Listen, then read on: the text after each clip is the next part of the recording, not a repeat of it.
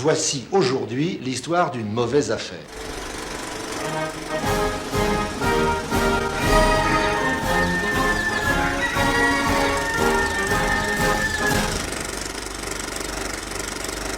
Hey les gens, joyeux Noël un peu en avance. Pour fêter ça, on va aborder un film où c'est pas mal Noël durant le premier tiers, et après plus du tout, mais quand même il y a pas mal Noël, alors ça compte pour un film de Noël, hein. Et c'est Le Viager, au bon sang que j'aime ce film. Je vais vous dire, Le Viager est tout simplement une de mes deux comédies françaises préférées. Je sais pas laquelle choisir en numéro 1, alors disons première ex aequo, on va pas chipoter, hein. Mais c'est quoi l'autre? C'est quoi l'autre? Eh ben, tu verras, j'en parlerai un jour. Donc, Le Viager. Déjà, ça ne parle peut-être pas à tout le monde ce qu'est un viager. C'est un pari sur la mort en fait. C'est une personne en général âgée qui vend sa maison ou son appartement, tout en la plupart du temps continuant à y vivre et en touchant une rente de l'acheteur. Une somme que l'acheteur lui verse tous les mois ou tous les ans pour que la personne âgée vive comme il faut. Donc, elle a vraiment le jus de fruits de la maison. Le jus de fruits. Et donc, plus la personne âgée meurt vite, moins au final, la maison aura coûté cher à l'acheteur. Et souvent, quand une personne raconte une histoire de viager, c'est que la personne âgée a mis du temps à mourir, voire a survécu à l'acheteur. Demandez au notaire qui a eu la bonne idée d'acheter l'appartement en viager à Jeanne Calment, hein. Certains ont défrayé la chronique dans les journaux bien avant l'époque du film. Résultat, nous sommes maintenant au début des années 70. Je vous disais dans l'épisode sur la bataille d'Alton que Goscinny, Pierre Tchernia et parfois Maurice devaient faire beaucoup d'allers-retours en train pour superviser le film Lucky Luke de Daisy Town. Or, c'est là que Goscinny va proposer l'idée du film à Pierre Tchernia et qu'ils vont à terme partiellement y écrire le scénario du film, qui va se concentrer sur cette idée, le vieil homme qui refuse de mourir, aux grandes dames des acheteurs qui rêvent d'habiter dans la maison. L'idée même du film spoile son déroulement. On sait que ou il ne va pas mourir, ou alors peut-être vraiment à la fin. Et lors de la promotion, Pierre Tchernia ne l'avait même pas caché. Anecdote amusante, vers la fin de l'écriture, cette fois pas dans le train, on appellera Goscinny pour lui proposer d'acheter un appartement en viager. Quoi qu'il en soit, vu le génie comique qu'il était, Goscinny, vous vous doutez bien des qualités humoristiques du film. Pierre Tchernia, qui était déjà habitué à coécrire des scénars, réalisera ici son premier film. Homme de télévision, c'est un de ceux qui a contribué à créer le premier journal télévisé en France. Bon, faut couper dedans si c'est trop long parce qu'il faut qu'on fasse très vite. Hein. Bon, on va essayer. Écoute, j'en ai une qui fait: le ministre de l'Agriculture a été reçu à Angoulême par 1000 cultivateurs qui manifestèrent leur violente réprobation. Oui, il y a qu'à raccourcir là-dedans, t'as qu'à mettre. Le ministre de l'Agriculture a été reçu à Angoulême par 1000 cultivateurs. Oui, c'est vrai. Il a animé toutes sortes d'émissions, aussi bien des jeux que des émissions jeunesse, politique, l'Eurovision, et bien sûr, durant 14 ans, Monsieur Cinéma.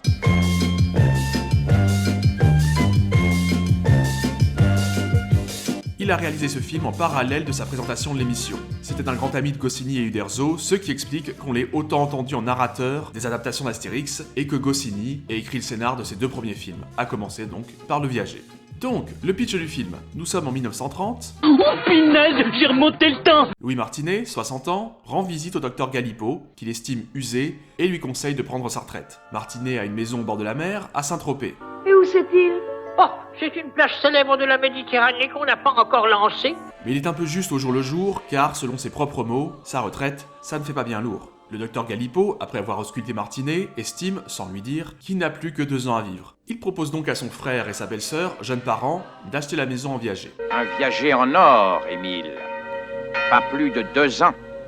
Avant le tournage, Pierre Tchernia a cherché la maison en question pendant des semaines près de Saint-Tropez. Il l'a trouvée finalement sur la colline au-dessus de la baie des Canebiers, un bâtiment de viticulteur avec une très belle vue sur la baie et le cimetière marin de Saint-Tropez. Avec l'accord du propriétaire, il a quand même fallu transformer la façade en maison d'habitation, ajouter une cabane de jardin, planter quelques arbres, et de nos jours, si l'endroit a changé, il existe toujours.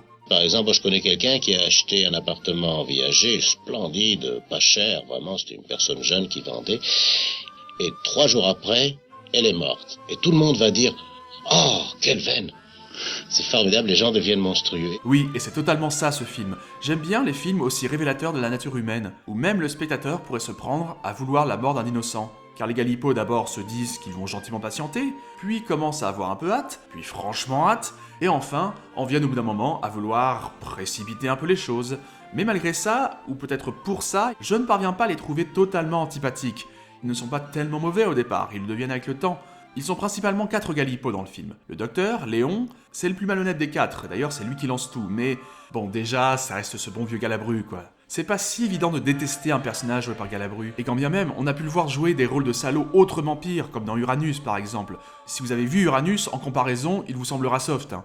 Et il est drôle le Léon, malgré lui. Sans doute aussi parce que Galabru ne joue pas avec une grande finesse, mais ça va franchement. Là aussi, on l'a vu cabotiner plus que ça. Mais donc oui, il est drôle, mais en fait ils sont tous drôles. Hein. Sa femme, Marguerite, jouée par Odette Laure, est la plus gentille des quatre, fondamentalement. Même si elle a aussi envie d'aller dans la maison, et souhaite un peu la mort de Martinet, c'est clairement celle qui le désire le moins. Et ne serait-ce que par sa voix au perché, elle parvient à me faire rire, même sur des répliques pas spécialement drôles en soi. Le frère de Léon, Émile, joué par Jean-Pierre Darras, c'est le type discret et introverti, régulièrement rabaissé par son frère qui profite de lui. Quant à la femme d'Émile, Elvire, jouée par Rosy Vart, elle voit souvent rouge, avec elle sa bouche. Elle est drôle par son caractère très changeant, un instant acariâtre et froide, l'instant d'après très caustique et surtout critique envers Léon. Et quoi qu'il en soit, les années passant, on peut finir quelque part par les soutenir et se dire que, bon ok, dès le départ ils n'étaient pas très honnêtes, à acheter la maison en cachant le pronostic de Léon, mais ça fait tellement de temps qu'ils attendent. Mais non, en fait Martinet se refait une santé à Saint-Tropez. Le fait est que la galerie de personnages du film fait sa force, à commencer par Martinet lui-même. Michel Serrault excelle dans ce rôle plein de candeur. Un homme simple, drôle même lors des rares moments où il élève le ton, heureusement pour lui totalement inconscient de l'attitude des Galipots. Et puis pour une fois qu'il tourne une comédie sans Jean Poiret, on va pas se plaindre. Hein.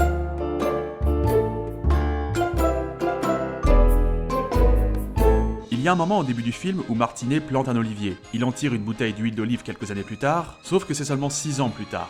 Et en vrai, c'est une durée très légère pour pouvoir déjà tirer de l'huile d'olive.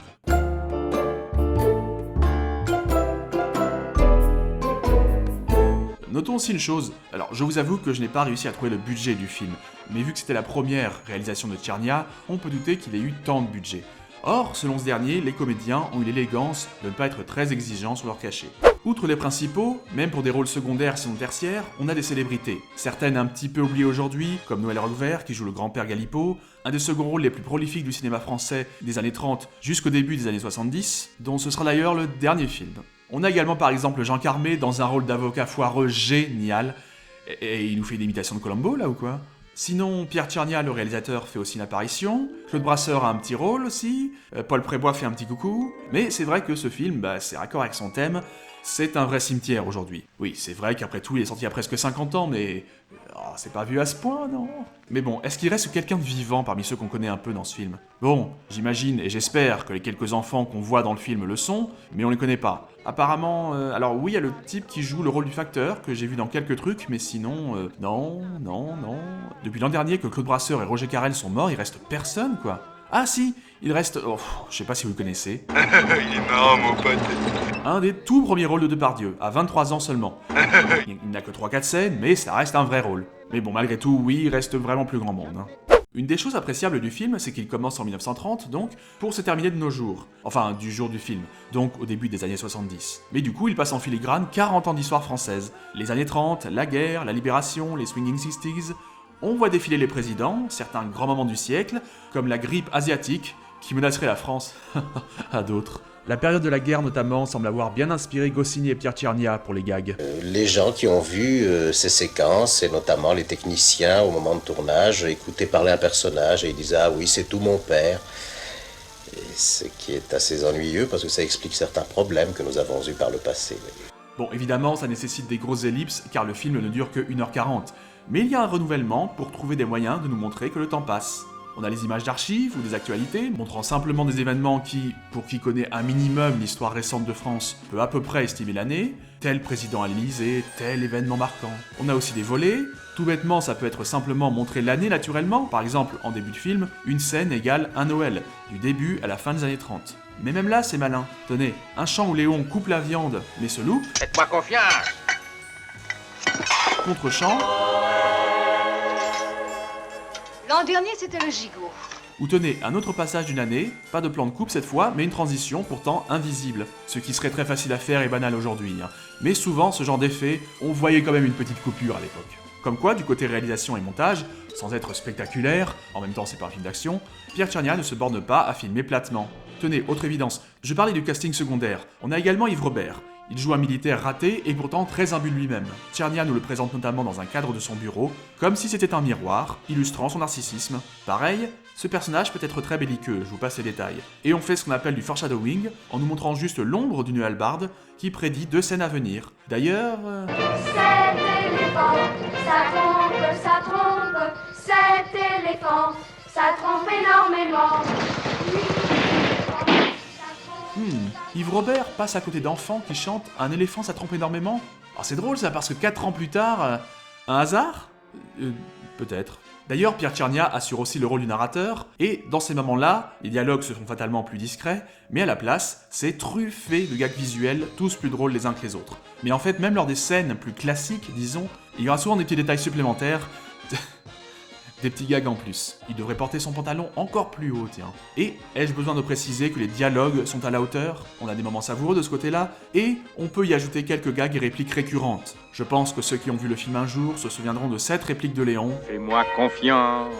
La générosité qui confine à la bêtise de Martinet et la petitesse des Galipots rend le tout délicieusement amoral en un sens. Mais au final, la morale est sauve, car les méchants meurent, le gentil résiste. Maintenant, est-ce que le film a des défauts? Bah non. Allez, vraiment, si je pinaille à mort, quand Michel Serrault est censé être centenaire, oui, bon, le maquillage, on voit bien qu'il a pas vraiment 100 ans, mais bon, qui s'en fout? Merci. Moi, ça me pose aucun problème, hein, mais il faut 15-20 minutes pour que le film soit vraiment bien lancé.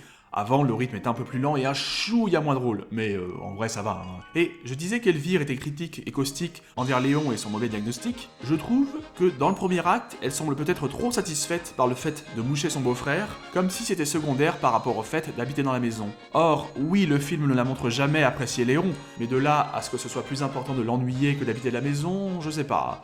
Et là, j'insiste, je chipote énormément, hein, en fait ça va.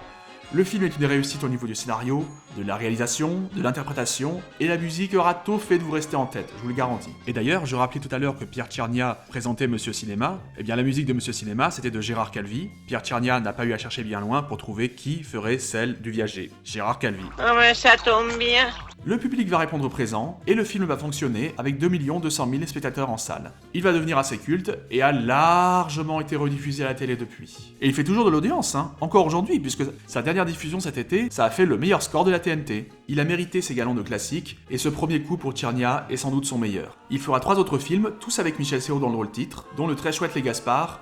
Michel Serrault sortant des catacombes, ce serait une idée à creuser. Les 2 suivants, La gueule de l'autre et Bonjour l'angoisse restant sympathiques, mais peut-être parce que pas écrit par Goscinny, quand même un cran en dessous. Surtout Bonjour l'angoisse qui, ouais en fait ils sont de moins en moins bons, mais même le moins bon reste recommandable. Hein. Mais rien comparé au viager, j'insiste, c'est un immanquable. Pourquoi vous le cachez? À la fin du film, nous verrons Michel Serrault souffler gaillardement les 100 bougies de son gâteau d'anniversaire.